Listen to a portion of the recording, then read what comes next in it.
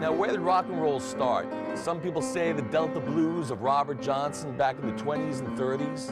And that led directly to the jump swing blues of Louis Jordan in the 40s. And also Hank Williams doing his country thing. And Hank Williams, he led right to a guy named Bill Haley in the Comets. From Bill Haley, we get Elvis Presley, and then the great Buddy Holly, writing his own songs and performing them, which inspired four men from Liverpool, the Beatles, coming out in that Ed Sullivan Show. And from there was the British explosion with the Rolling Stones. We get to explore all of this, including what was going on in Detroit at the time, a thing called Motown.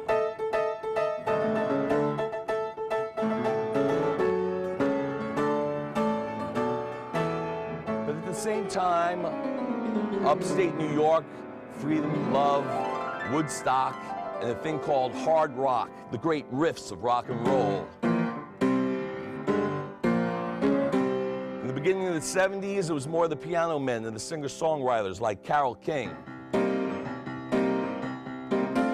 And how about Elton John and Benny and the Jets? Or who can forget the piano man, Billy Joel?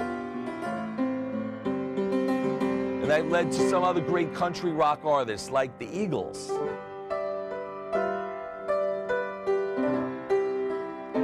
Or the classic rock of the mid-70s like Fleetwood Mac.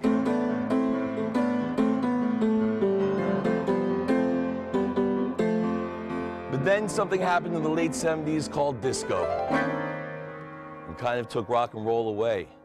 But if you ask me, the real death of that first part of rock and roll was 1980 in New York City, when a madman went in front of the Dakota building and took the life of John Lennon. Right after that, MTV came in and made it more about appearance than the music. And rock and roll, as we first knew it, was changed forever. But if you ask me, you gotta go back to a young man from St. Louis, Missouri. In the early 50s, he took his guitar, took a piano riff, put it onto the guitar, told an autobiographical story about his life growing up on Good Street in St. Louis. His name was Chuck Berry, and the song was Johnny Be Good.